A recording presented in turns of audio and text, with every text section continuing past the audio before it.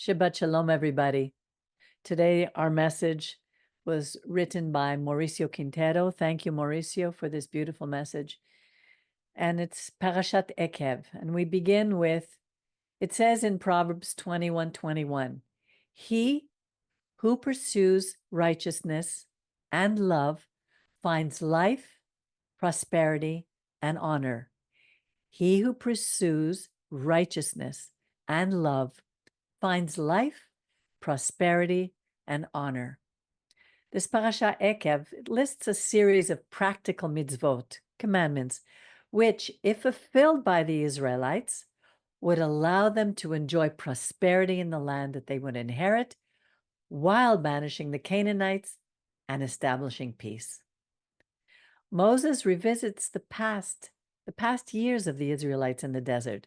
He recalls the worship of the golden calf, the rebellion of Korach, the sin or the disobedience of the scouts, their anger with the eternal, at Tavera, at Massa, and Kivrot Hata'ava, and all their rebellions.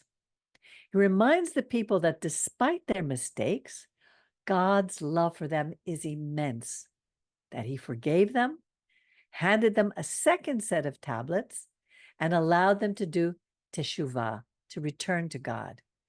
He also reminded them that they managed to survive in such an inhospitable place thanks to the mercy and love of the Eternal for them, who provided them with manna and his words, his instructions. He closes by warning them that it would be necessary for them to be firm in their convictions and to follow the commandments of the Torah, because now they were going to enter a world filled with the appetizing of the senses. Since this land would produce milk and honey without much effort, replacing the manna, and that it was blessed with 7 kinds of fruits. But he also tells them that it was filled with idolatry. Now that all their material needs would be met, they could enjoy its abundance.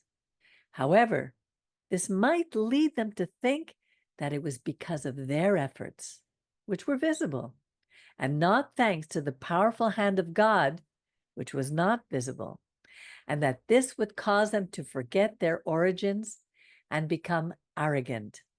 The word in Hebrew for that is yeshurun. This portion could be a continuation of the Shema, which we read in the last week's parasha in Devarim 6, verses 4-9. And I, Mauricio, would like to expound upon this. Every Shabbat we read the Shema. We heard it this morning in our liturgical service. And it's immediately followed by the Ve'ahavta le'racha kamocha. You shall love your neighbor as yourself. Now, Ekev, which is the name of this parasha, Ekev is a word that indicates a connection. In fact, it's translated as heel, the part of the body that leaves a footprint, depicting a connection between the body and the earth. Do you realize that people can go unnoticed in this world? Those who are remembered have left their mark on others. But how we imprint the memory of ourselves upon others is depicted in this parasha, Ekev. Devarim is a book of the Torah that addresses 2 fundamental themes. The first, ahava, which means love, and tzedek, which means justice. In fact, in this book, these 2 words are repeated more than in all the rest of the books combined. But what is ahava, love? And why must it be accompanied by tzedek, justice? The Hebrew word for love, ahava, is composed of the letters aleph, hey, and vet, which come from the root hav, hey and vet, which means to give. Which means if there is no ability to give, then there is no love. On the other hand, Pirkei Avot teaches us in the Mishnah 16, chapter 5, any love that depends on something disappears when that something disappears. And when it does not depend on anything, it never dies. It's an emotion, a thought, an idea, a value that becomes concrete, but its foundation must be carefully evaluated. How many marriages fade away for this reason? Their love, the love of the couple, is based either on physical beauty, or money, convenience, or admiration, and so on. But when any of these fade away, since nothing is eternal, the affection also dies.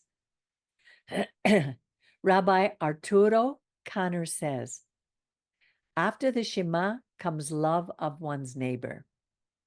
And it is defined as that emotion that makes us want to be connected, united, close to one another. Rabbi Abraham Palti adds, love is the seed of all things. And Rabbi Shai Frondlich says that love depicts union, since it stems from the root echad, and both echad and ahava in Gematria are represented by the number 13, denoting unity. Love might be born from an idea, resulting in the formation of emotion and feeling, but then materializing into specific action toward one another. Therefore, love is an action. Love is action. In this sense, love can also be interpreted as loyalty, a value that continues to exist despite the problems in a relationship. But love is not enough, since love itself is only part of the balance on a scale. What gives it the correct weight or balance is justice. Some people are filled with love for others, but when their love is not reciprocated, it results in emotional, physical, and spiritual imbalance.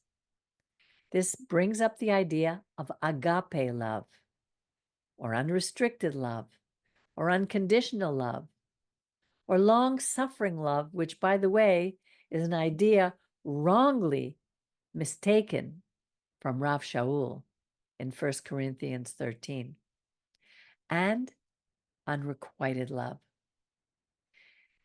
For there to be balance in any relationship, there must be justice. But how do we practice justice? Again, we would go back to the Torah, where we are taught various commandments for there to be balance.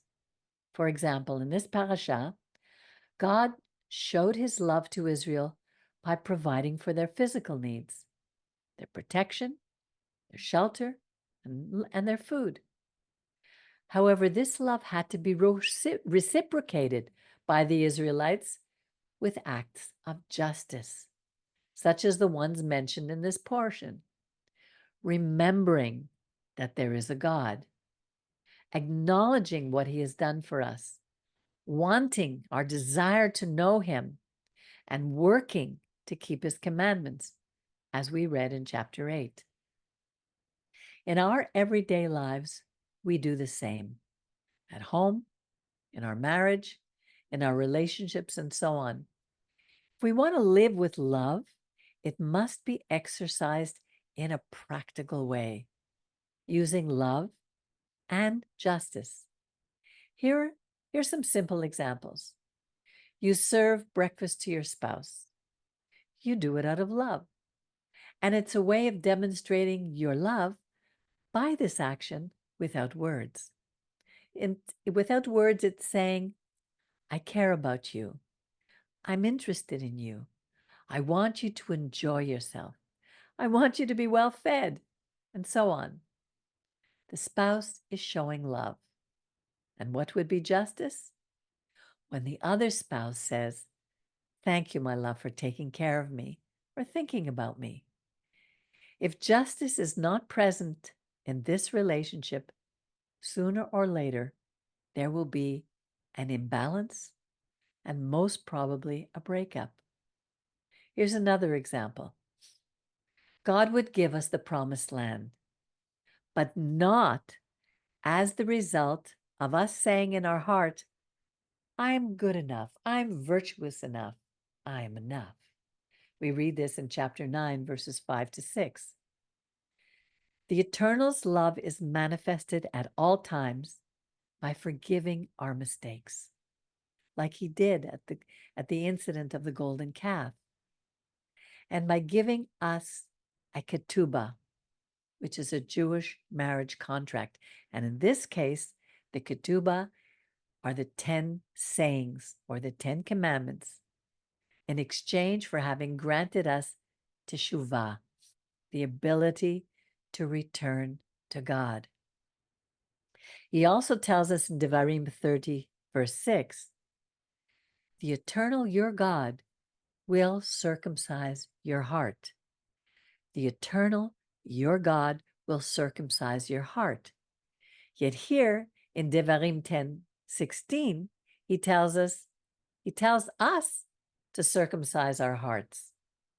In other words, it's a team effort, an chad, unity, connection between the divine and human actions. Even if I'm so religious, the Eternal adds after Shema, and you shall love your neighbor. As Yochanan said in his letter, if anyone claims, I love God, but hates his neighbor, hates his brother, he is a liar. For he who does not love his brother, whom he has seen, cannot love God, whom he has not seen. How do we love God?